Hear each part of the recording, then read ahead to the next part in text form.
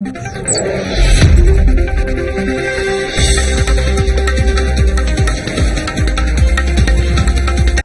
and welcome. What implications does the semi-final verdict have for the big final of 2024?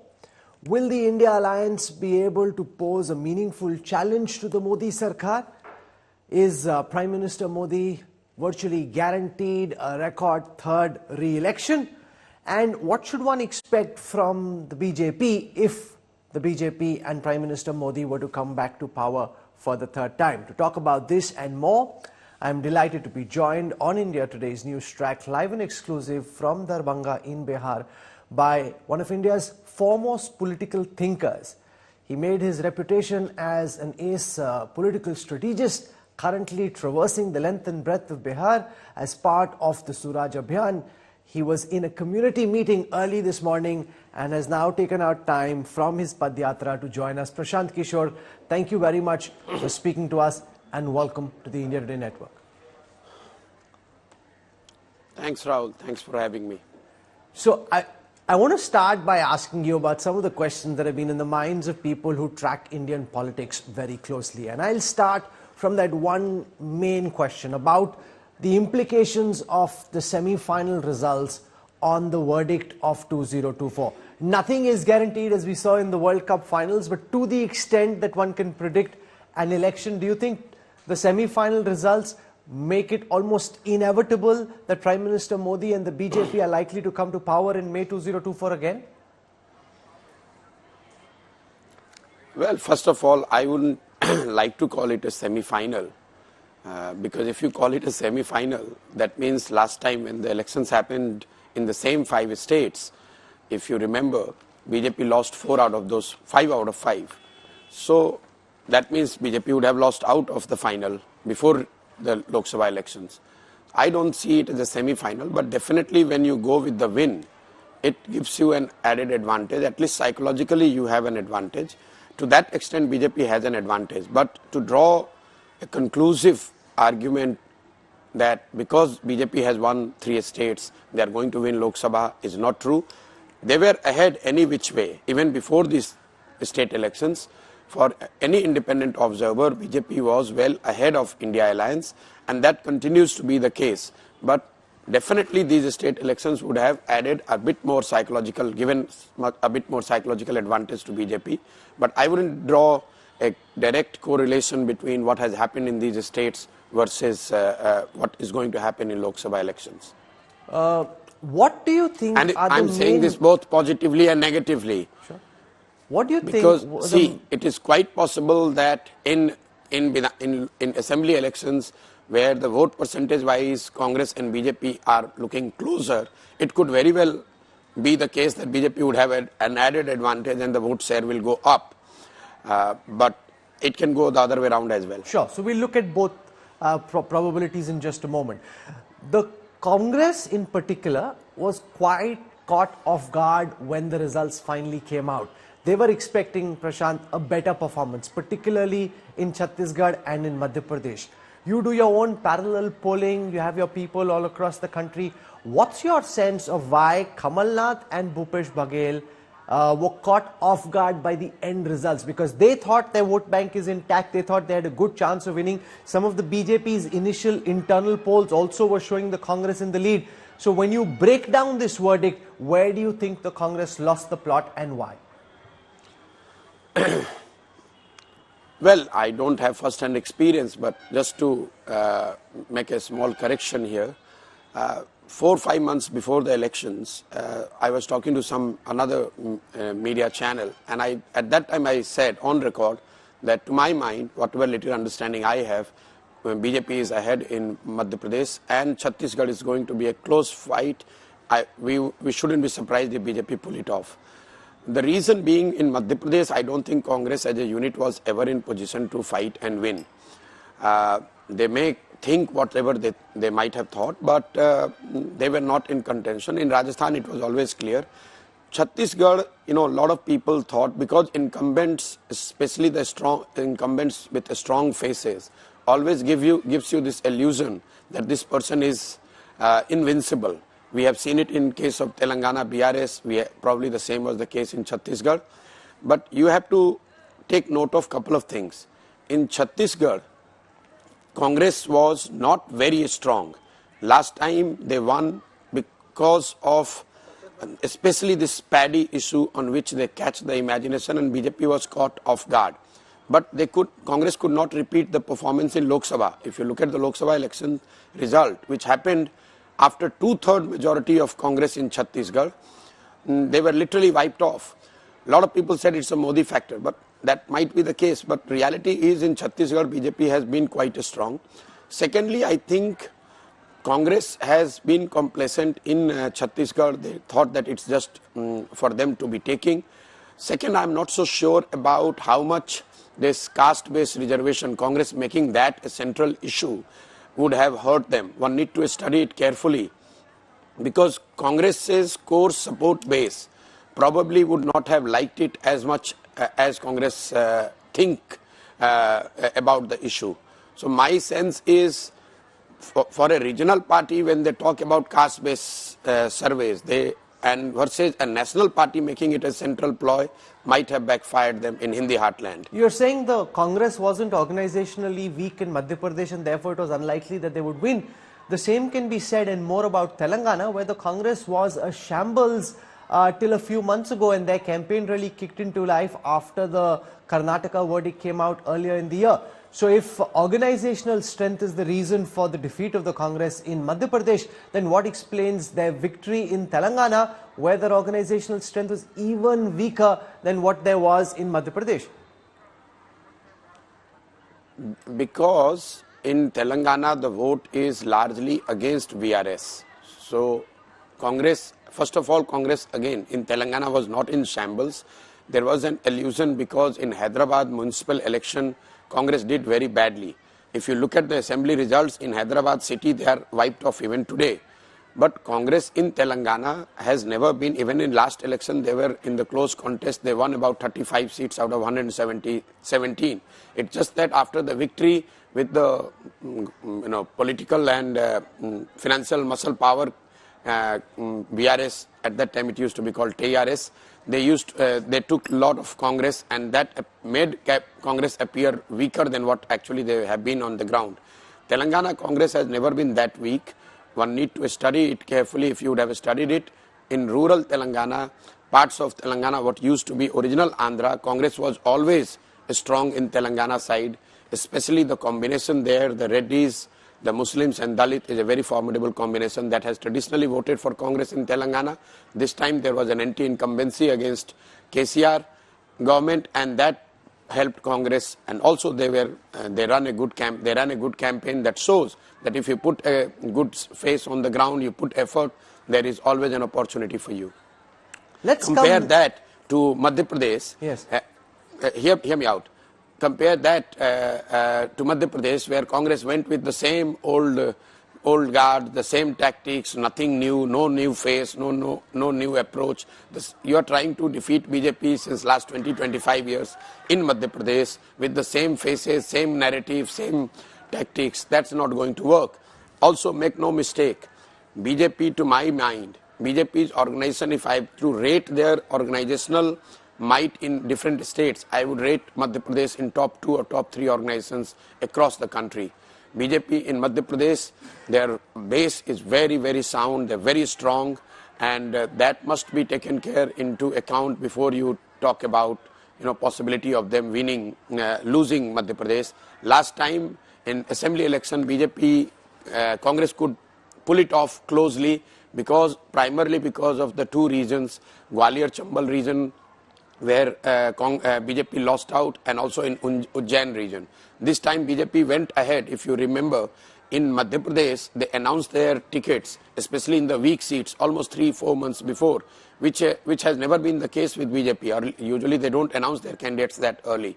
So they took their lessons from the last time, which turned out to be a very close fight where Congress had an edge, and made the corrections. Compared to that, Congress continued with the same tactics, same faces, same narrative, and that's why they paid the price. Okay, let's spend a moment, Prashant, on the India Alliance. The 4th meeting of the India Alliance happened in New Delhi this week.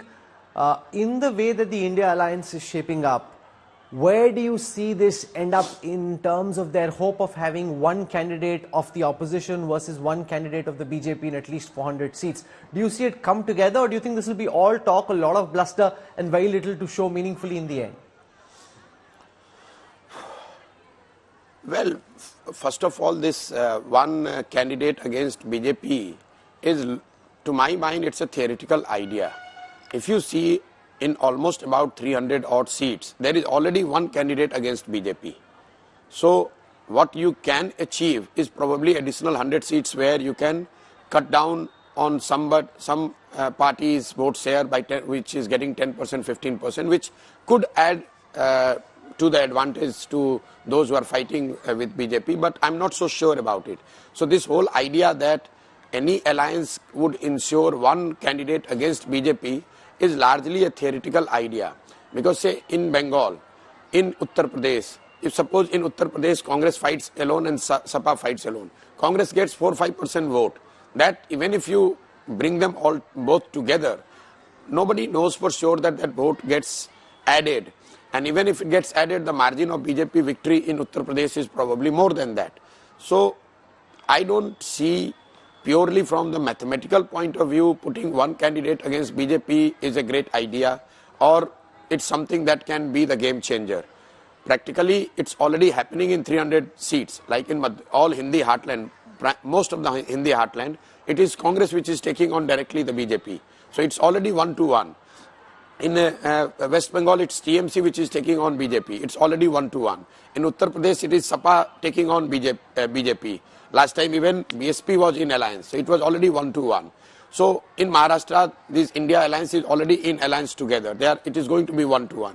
So purely 1-1 is not going to be the game changer.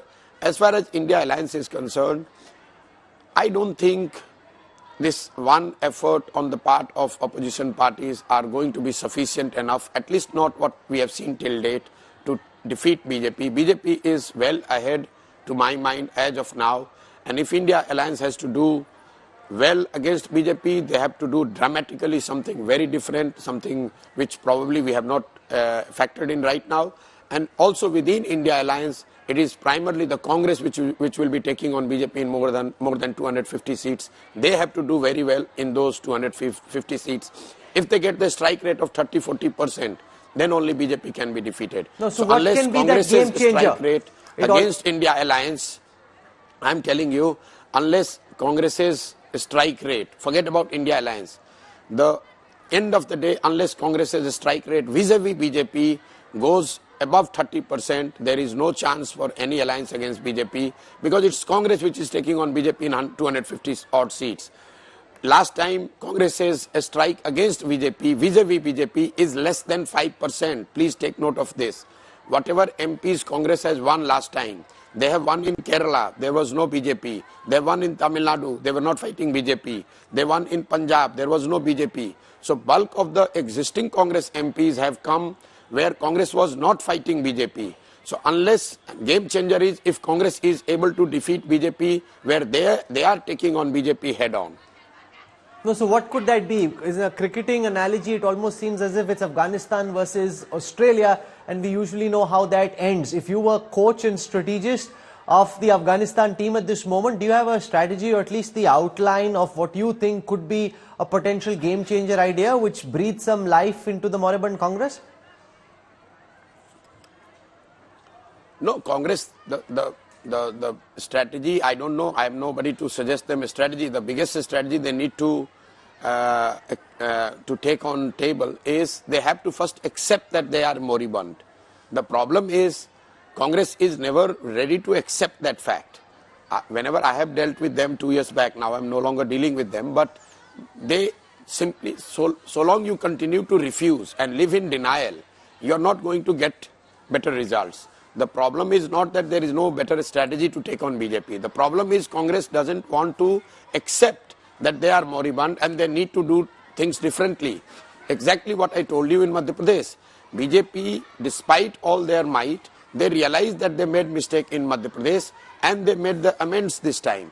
Congress, despite the fact that they are moribund, they continue with the same strategy, same policy, same narrative, same chat, same approach. So obviously they are not going to get any advantage of it. So if I can give one piece of advice, I would say, please accept that your organization in the large part of Hindi heartland is all but dead. Unless you accept it, you cannot make corrections. That is a very important point, that accept that there is a problem, because the problem is staring you in the face. It keeps coming back to bite you, and yet the Congress at this moment doesn't seem to want to accept that. One of the ideas that's been thrown up this week is the idea of making Mallikarjun Kharge, the current Congress president, the prime ministerial face of the India alliance. Mamata Banerjee and Arvind Kejriwal have both suggested this idea. Do you see there is some traction there in this attempt to try and stitch the Dalits, the Muslims and some other communities together, depending on which party is in alliance where, but basically by projecting Mallikarjun Kharge as the prime ministerial face to take on Prime Minister Modi? Well, Rahul, I'm a believer that if you do something, right or wrong, it would have some impact. Say when India Alliance called themselves India instead of calling themselves UPA, definitely there has been a chatter, there was a buzz, but they stopped there. Similarly, if they announce a face, whether it is Mr. Kharge or somebody else, definitely it will add some more jing to what they are trying to do. But the irony here is that Mr. Kharge's name was proposed by Ms. Mamata Banerjee and Kejriwal. His own party did not necessarily back the idea. Mr. Kharge is the president of Congress. So if it would have proposed by Mamata Banerjee, Arvind Kejriwal and backed solidly by Congress, then it would have got merit to discuss.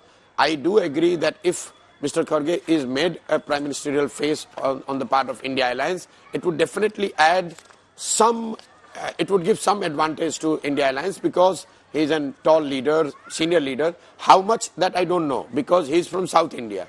And largely the battle with BJP is in North and the Hindi heartland. But definitely, rather than having no face, if you would have a face, it would have an advantage. No, but can you try and quantify this? If you were strategizing this decision, what would be the vote share gain that you potentially attribute to the decision, if it's taken, of appointing Mallikarjun Kharge as the prime ministerial face of the India Alliance? Well, any decision, if you appear to be tentative or unsure in taking that decision, it is not going to give you the result. What I'm trying to tell you, that when they form the alliance, they have not been decisive. They are still struggling with the seats, narrative, faces. When they are announcing the name, then there was only one moment then where they all appeared united, which was that was on renaming UPA to India, and that gave them the advantage. All over India, people are talking about the alliance being called India. But after that, they have been tentative on every strategic move, be it narrative, be it a common minimum program, be it seat sharing, be it the face. If Mr. Kharge or anybody else for that matter, who do you think is best suited to be the prime ministerial face, Prashant? Who do you think is best suited to be the PM? Hear me out. No, I'm not here to do that. I am making a strategic comment here. Whoever you want to present as a face, it is important that you are decisive about that decision. In the case of Mr. Kharge, it again appears that some two important allies have made the suggestion, which is not necessarily backed fully by Congress. Mr. Kharge himself almost immediately backed out. So in that case, when the proposers of the name or the proposition are not sure, how do you expect the people to get galvanized with that idea? One of the big themes of conversation post the results has been the supposed north-south divide. I interviewed the Home Minister Amit Shah, and he very strongly countered the idea of a north-south divide in this election. Do you, from your lens, see a north-south divide where the BJP isn't doing as well in the south? Or do you think this is just a very slippery slope that the opposition should not actually be going down?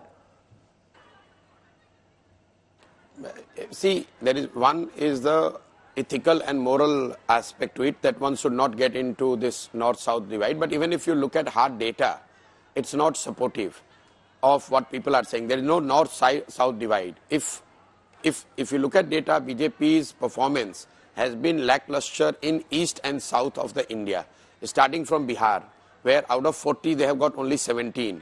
In Bengal, out of 42 they have got only 18. In Orissa, in Telangana, in Andhra, in Tamil Nadu, in Kerala. This is the zone, roughly about 220 odd Lok Sabha seats, where BJP has been less than 50 seats.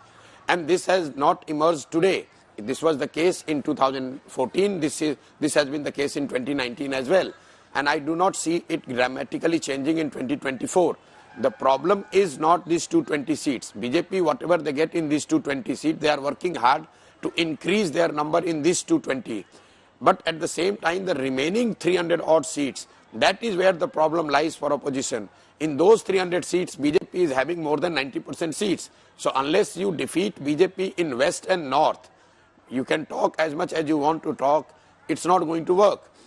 If only today, Congress or their allies are able to defeat BJP in 100 odd seats in North and West, not in Kerala, not in Telangana. If they are able to defeat them in 100 odd seats, that is 30% of the North and West number of seats, then these 200 seats where BJP is not doing well will come into play.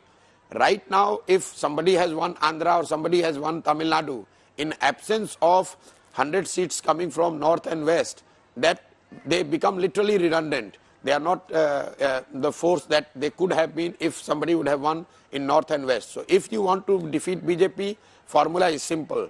Put all your energy, effort in North and West, where you defeat them in at least 1/3 of the seats. Then this East and South will come into play. Otherwise, you can keep talking theoretically whatever you want to talk. It's not going to work. The other big debate has been around delimitation. And the Home Minister in that interview that I was referring to said that they won't let delimitation impact the electoral strength of the southern states. So while the overall number of Lok Sabha seats will go up, they'll ensure that the interests of the southern states are maintained, which I presume will mean that the percentage of seats from each state will roughly stay the same, even as the overall strength of the Lok Sabha goes up. Do you see delimitation in the next term of the Modi Sarkar, if there is one, being a major hot button issue, or do you think a way can be found to deal with this? No, I think it's a commonsensical thing to punish southern states because they have done well on population control would be unfair to those states, and also politically, if BJP wants to expand in east and south, I don't think they are politically naive to antagonize people there by changing the proportion of the seats. So my not informed, but my guess is that proportion of the seats coming from each state would be maintained. However, because of the rise in population, number of seats will go up. But I do not see the proportion of seats coming from each state changing dramatically. That would not be right thing to do. And I don't think any political formation, be it BJP or Congress, would be able to do that. Because if you do that, it will create a big north-south divide. Plus, it will also act as a kind of disincentive for those who have worked well, the states and the governments and the societies that have work on the population control and other developmental measures. It would appear as if they are being punished for doing right thing. Let's spend some moment on the key political personalities. Rahul Gandhi is planning a east to west Bharat Jodo Yatra Part 2. Do you think his first yatra bolstered his political fortunes to some extent? To what extent? Because you work with the man, you understand how his mind works. And now if he does this east to west yatra, do you think he's being able to overcome the Pappu image, or do you think the brand is so damaged that it's very difficult to revive meaningfully, especially when the comparison is with somebody as formidable as Modi? See, it has got nothing to do with how formidable Mr. Modi is. Globally, if you look in democracy, those who fight elections or those who are in public domain, there is a kind of life to any brand or any leader. If you are defeated once, twice, thrice, you cannot go on trying and hope that somebody, all of a sudden people will realize that, oh, you are the one who are going to change their fortunes. So to that extent, I do not see Rahul Gandhi being able to completely change and become the new messiah in the eyes of the people of this country. However, having said so, if he has made an effort like walking from Kanyakumari to Kashmir, definitely it would help him personally and otherwise, where people would have seen that at least he has made an effort. But as you have seen in the election results as well, the walking itself on its own would not result into better election results. If that would have been the case, then Congress would have won Rajasthan, Madhya Pradesh and Chhattisgarh, at least one or two of them, because he walked more number of days in these states than he would have walked, say, in Telangana. But you can walk, you can work with the public, it will always help. There's no two way about it. But whether it will result into electoral gain or not, for that you need to have a lot other factors going in for you. You need the organization, you need the second rung leadership, you need the resources, you need the chatter, you need the narrative, you need to connect with the people, for people to translate, for your support to translate into vote, which to my mind I do not see for Congress anywhere. For example, he walked. Last 2 years almost, I've been living in villages of Bihar. I do not see any change in the perception of people vis-a-vis Rahul Gandhi or Congress in Bihar, or for that matter UP. So unless you have a supportive organizational strength and the narrative to go hand in hand with your personal effort, be it a walk or a Rath Yatra or any public contact, it's not going to give you electoral dividend. Let's come now to Prime Minister Modi, who despite being in power for 9.5 years has the highest approval ratings of any leader globally. You look at that Morning Consult tracker, it almost seems as if Prime Minister Modi is in his own zone and everybody else is playing a different kind of game, including someone like Joe Biden, who has been in power for just for about 4 years. So what explains his abiding popularity? Do you think this stays till the time Prime Minister Modi is around, or do you think it's almost impossible to say for sure and this could potentially change as well? Rahul, I watched a program where you presented the same data to some panelists there, and some of the psephologists in your show say this shows this, that. It shows nothing. If you are a powerful leader of a big democratic setup as big as India, definitely you would have the approval rating, part of it reflected in the global surveys as well. But I wouldn't draw any meaningful conclusion that how much his rating is outside India. If you remember, just for your viewers to recall, Mikhail Gorbachev was given a Nobel Prize, and the same year he was thrown out of the USSR at that time. As the country was disintegrating, he was the global leader. He was appearing as the global leader, messenger of peace and somebody who can change the world order. And he was thrown out in USSR. And I think Mr. Modi would know it better than anybody else, all of us, that these global ratings means nothing.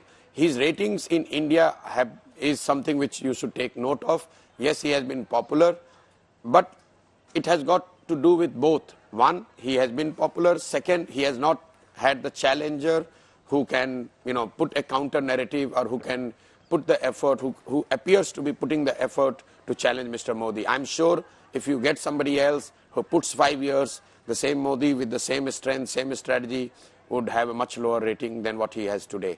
A lot of people, I can tell you with my experience, in 2014 when people went to vote for Mr. Modi, a lot of people thought and really believed that this is the man who is going to change India fundamentally, and he is going to transform everything what Indians are suffering from. In 2019, a lot of those people again went and voted for Mr. Modi, but their chatter was, okay, he's trying, at least he's making an effort, he's a hard-working guy, his intent is right, let him give him another 5 years. When this time people will go and vote, what I sense is people are saying, okay, yes, he has not done dramatically very different things, he has not changed everything, but at least he is better than the others. Who is there? Who is better than him? So the data and perception is already tilting. It's just that you are not noticing because there is no formidable challenge to him. But there is one data point I want to highlight just to buttress the same point what I have just said. In 2014, if Mr. Modi would have given a call, even in local panchayat elections, people voted on the call of Mr. Modi, the local bodies election, the Vidhan Sabha elections, and that is reflected in, but now I don't think he has got that kind of charisma. It is reflected in the vote the data because you're talking about data. Between 2014 to 2019, in all assembly elections put together, BJP's underperformance was close to 3 percentage point, meaning whatever they got in the Lok Sabha, in Vidhan Sabha, they got 3 percentage point lower. But between 2014 to 19, their underperformance is now high single digit. In many states, the BJP vote share in Lok Sabha versus Vidhan Sabha, their difference is 10-12 percentage point. That is showing that while people are still voting for Mr. Modi, they are not taking his word or his appeal to voters to vote for a political party or a leader as the gospel truth and as something which they want to follow blindly. So his brand and his capability to take vote is already coming down. Data, the beauty is you want to interpret it the way you want to interpret, you can always put it that way. But I see his popularity going down. He is no longer as formidable as he was in 2014. But yes, I still say he is still at the pole position. He still has the lead, primarily because there is no significant anger against him. There is a fatigue, but there is no anger.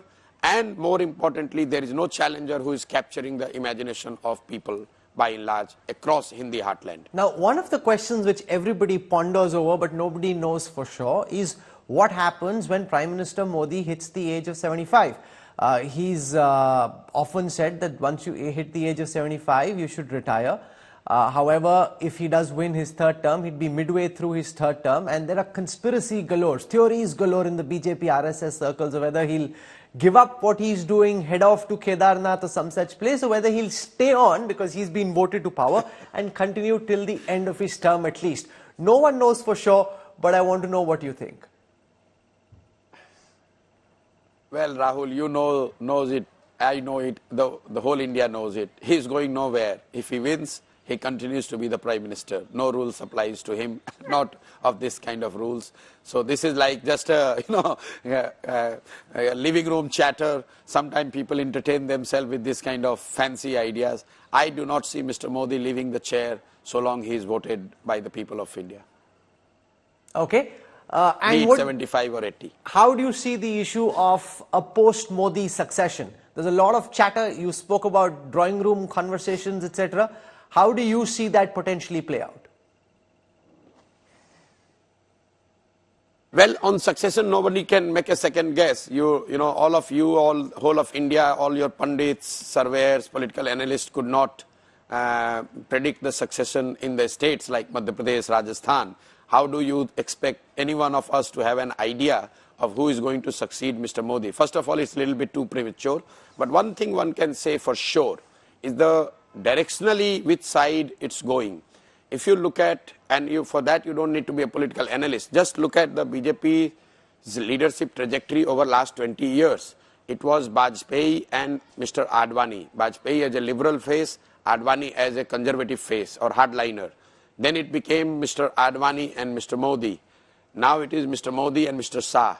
So directionally they are becoming a bit more closer to what they claim and they have their ideology is. So I see somebody, whoever replaces Mr. Modi, would appear to the large section of society a much more hardliner, Hindutvadi than what Mr. Modi is. Interesting. You're saying the direction is very clear in my mind. That is where we are going. You're saying that it seems certain from your perspective that whoever comes is likely to be more hardline, more pro-Hindutva than Prime Minister Modi. That's your sense? Not sense. I can say this with all conviction at my command. This is going to be the trajectory. I do not see BJP having anyone in the leadership position of the party who would appear to be more liberal than what Mr. Modi is. Okay, let's spend a moment talking about yourself. In the last few days that we've been discussing, setting up this interview, from the schedule that I've understood that you're following, you leave early in the morning just before this interview. You had a community meeting as well. You're traveling through the length of Bihar every single day, going up quite late till 10:30, 11 at night. Where do you think this is all going? Because when I speak to top politicians in some parties, especially the BJP, they say dhakke kha raha hai lekin kuch niklega nahi hai. How do you see this build up and to what end? Well, I have committed myself a few years to be in Bihar and do what I think could be the remedy for a lot of problems we face in this state. And this state has not, we are at the poorest, the most deprived lot in the whole of India. And I don't think by forming a political party, fighting elections, winning or losing is going to change Bihar. Bihar has seen Congress government, we have seen Lalu Nitish, we have also seen BJP. Even the 10 years of Mr. Modi in Delhi has not made a single difference as far as Bihar and the lives of people of Bihar is concerned. So I see the problem lies more on the side of the society. Unless society here understands and organizes themselves in a manner which are aligned to what they need in terms of governance, it's not going to change. And I am trying to do the same thing. What BJP leaders say or what others are saying is none of my concern. If BJP leaders are so smart, they should have won Bihar. You know, in last 30 years, the fact is BJP is in Bihar, in last assembly election, their vote share was 19.6%. Just for your viewers and so-called top BJP leaders to understand, their vote share in Bihar in last assembly election was 19.6%. So who are they to claim about how much they know about Bihar? And in many states, wherever they have faced the strong challenge, they have crumbled like pack of cards. So, you know, for all the boasting and what they claim that they know everything, they know everything when they are facing Congress, not against other parties. So what I am doing here is what I have set out for myself. I want to spend 2-3 years of my life trying to understand and organize the society here in the manner which could change fundamentally the way Bihar is perceived and the way we are governed. If we are successful, I think we would be able to see better days for ourselves. If not, then we will see. If BJP has a better plan, then they should do it. They are sitting in center. They have got, or their alliance got 39 MPs from Bihar. They did absolutely nothing for Bihar. So at least they should be the last one to be speaking about Bihar and the politics of Bihar, and they should be the last one to be speaking for people of Bihar. Because it's a big question. Can a smart strategist be a good Jan Neta? I think what you do will answer that question in some ways, because the theory in political circle is... Listen, Rahul. To strategize is easy, to do actual netagiri is much tougher. Okay, so a lot of people, when I started what you are calling political strategist, a lot of people said the same thing, that it's one thing to sit in the office and do computer number crunching and completely another thing to help someone win elections. And people laughed. You were the one who laughed at me in Bengal when I said that BJP will not cross 100. And you said that I'll be trolled, my life will be made miserable. They ended up 77. So unless you do something, how do you know what it's going to be like? If 10 years back in 2011, if I would have told that there is a domain called political strategy or Chunav Prabandhan or whatever you want to call it, all of you would have laughed, and I'm sure many BJP leaders would have laughed. But 10 years, once that space has proven to be creating some value addition, then people are taking it seriously. So what I'm doing here, you can laugh, and I'm very happy about it that you are laughing. I'm not making any. No, I'm not laughing at all. I want to one do second. This, whether anybody who works as hard. No, one second. Don't. You're now doing what a Neta does. You're twisting what I said. I never said I'm mocking what you're doing. I in fact appreciate effort and hard work, and I think you're making a lot of that. My only question is towards the outcome, because one theory, and I'm sure you've heard this, is he's building this base, and ultimately Prashant Kishor wants to merge with the BJP. Is that true, sir? If I were to merge with the BJP, what is preventing me from today joining BJP? I am the one who have fought BJP. I have helped all the political parties to fight BJP. So, and as far as, let's stick to what Bihar could look like. I give you an example. When I walked 5 districts, this BJP, which is the forte of BJP, the strongest fort of BJP in Bihar is Champaran. There was a by-election, MLC by-election, and BJP was reduced to 400 votes, and a candidate supported by me, an independent Muslim guy, he has won with 4,000 votes. So all these leaders, and in that region, in 5 districts where I walked and we put this independent candidate, I'm not trying to say that this result is the reflection of the broad sentiment in Bihar, but what I'm trying to tell that from those 5 districts, there are 5 BJP MPs. Put together, they could not help win 1 MLC. Their candidate got 450 votes. All they got was 450 votes. And an independent candidate supported by Jan Suraj won with 4,000 votes. So at least, you know, in India, no matter, I'm not saying that you are mocking, the BJP leaders or whoever are mocking or trying to make light of what we are doing, that they are well within their right to do that. But at least no one would say that I don't understand politics. Whether I'm able to make sense of it or not, that's a different story. But don't at least give me at least that much that I understand a little bit of politics more than most of the BJP leaders. Even their leaders would, in time of crisis, would like to hear what I'm trying to say. The Kailash Vijayvargiya, who was the General Secretary of BJP in Bengal, he thought that he is winning 200 seats. Mr. Amit Shah thought that he is winning 200 seats when they were reduced to 77. And in the same Bihar, I must remind you, it's not only Bengal. The same people in 2015 made the similar claims. And we won with the Mahagathbandhan with almost 190 seats. BJP was reduced to 55. So BJP is not all-knowing, all invincible.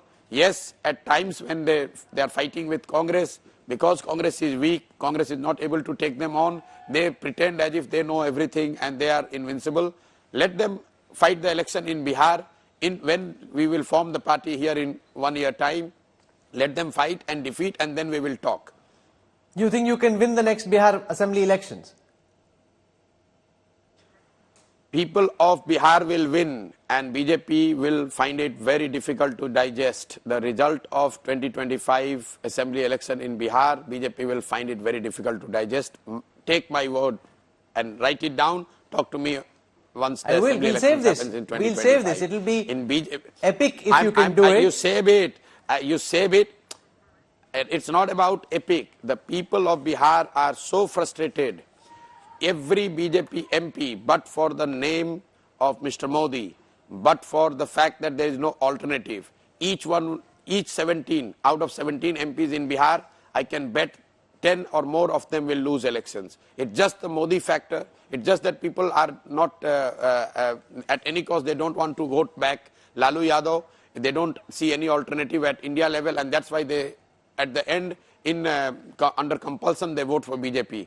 BJP must not take that as a kind of support for them. I'm again repeating, BJP vote share in assembly in 2020 was 19.6%.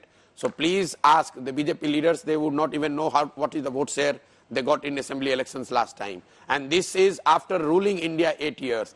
This is despite Modi, despite Amit Shah, despite Sangh, despite Hindutva, and despite Mr. Adityanath doing what he's doing in Uttar Pradesh. All that things put together, BJP got less than 20% vote in Bihar.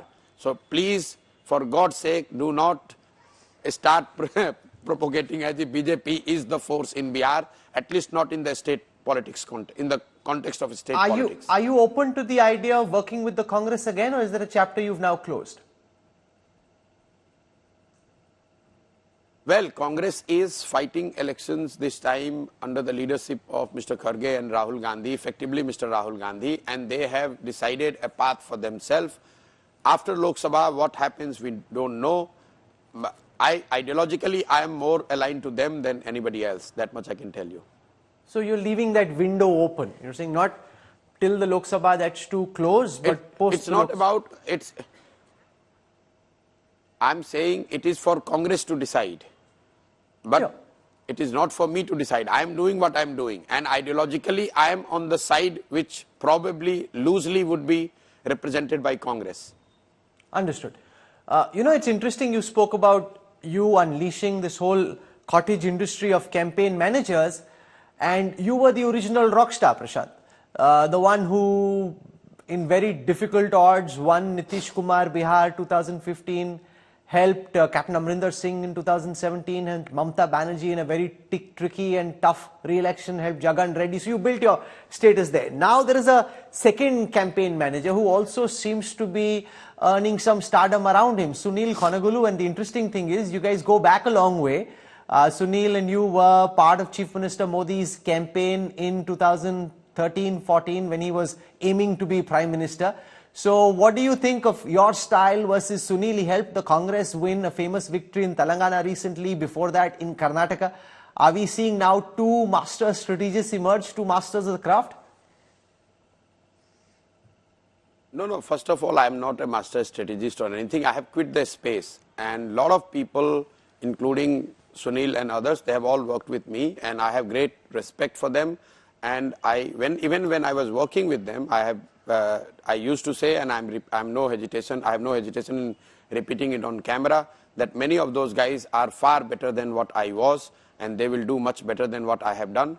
I have been just a normal person. All this rock star and all these things is the media creation. Many of those guys, almost like 20,000 youngsters who have worked with me, they have now doing what they think is right for their life, and many of them would, of course, get the success. And because they are talented people, they work hard, and some of them will be very successful. So there is no, and I feel good about it. I'm not competing with anyone because I'm not there, and there is a reason why I would have quit that space. My desire was not to be the rock star political strategist.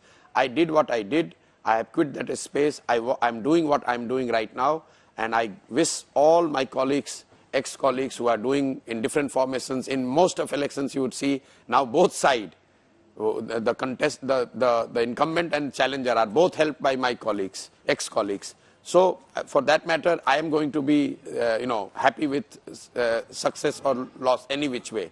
Okay, we'll leave it there. What a fascinating conversation this has been. One of the top thinkers around Indian politics sharing his insights. He very clearly is a partisan player. He's not even trying to deny it, but he's given you a glimpse of how he's thinking and what that could potentially mean. Prashant Kishor, this has been an absolutely riveting conversation. So much I learned and picked up about how you're thinking at this moment about the key political issues. For joining us on India Today's News Track, thank you very much. And I wish Jan Suraj all the very best. Because coming from the ground to make the effort that you have takes a lot of personal motivation. The jury is still out. You think you're winning Bihar 2025? The jury is still out. It's much easier to say that than to do it, but you are putting in the hard yards. And as is often, I didn't say that. I didn't say that I'm winning. I'm saying people of Bihar are winning 2025, and all of you should be up for the surprise. Okay, and you also said that there is BJP. a window which is open post the Lok Sabha elections of a possible rapprochement with the Congress, if the Congress wants it. Prashant's not denying it. So there's a lot to chew on and to bite on. For joining us from Darbhanga, thank you very much. Prashant Kishor, really appreciate your time and wish you all the best. Thank you, sir.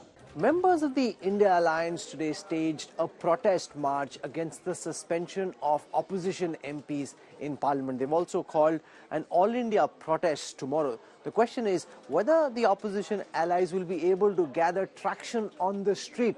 They're thinking at this moment that the government is acting unfairly and unjustly. How much response will that all-India protest see? That's the story. जो सदस्य इसके पक्ष में है वो हाँ कहें, जो सदस्य इसके विरोध में वो ना कहें. A session in Parliament. With opposition benches almost deserted, the Lok Sabha approved a bill aimed at regulating the appointment of top officials in the Election Commission.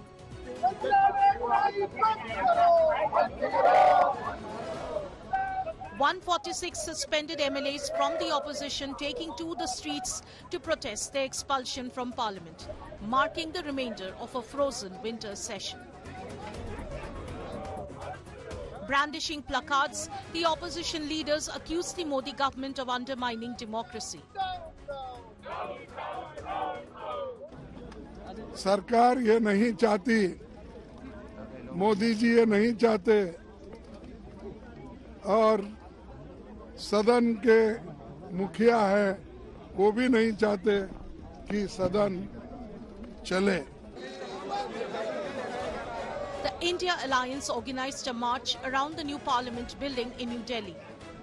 He is giving a speech and 125-30 people are watching it, and they are shouting slogans. This is really, it is, this shows that they don't have faith in democracy. They don't want discussion, debate. The suspended MPs, of them 100 from the Lok Sabha and 46 from the Rajya Sabha, were alleged to have disrupted proceedings while demanding a debate on last week's security breach in Parliament. The opposition coalition has planned another protest on Friday at Delhi's Jantar Mantar.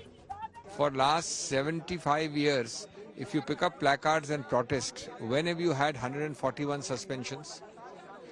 This is a disgrace it's an insult to Indian democracy, the world's largest. It's a murder of democracy. In response, the BJP staged its own protest over suspended TMC MP Kalyan Banerjee's mimicry of the Rajya Sabha chair. उनके alliance के कई घटक दलों ने जो उपराष्ट्रपति महोदय का जो एक किसान का बेटा है, ये किसानों का भी अपमान है, उनके समाज का भी अपमान है, संवैधानिक पदों पे बैठे हुए व्यक्तियों का अपमान है और इसका खामियाजा राहुल गांधी को और कांग्रेस को और अलायंस को भुगतना पड़ेगा. This bitter political standoff has rendered the country's parliament without an opposition presence during the ongoing session, legislating without the usual discussions and deliberations. Bureau Report, India Today. This is where we wrap up the news track tonight. For your time and your trust, thank you very much. I look forward to seeing you 8 p.m. tomorrow evening. Till then, from all of us here, goodbye, good night.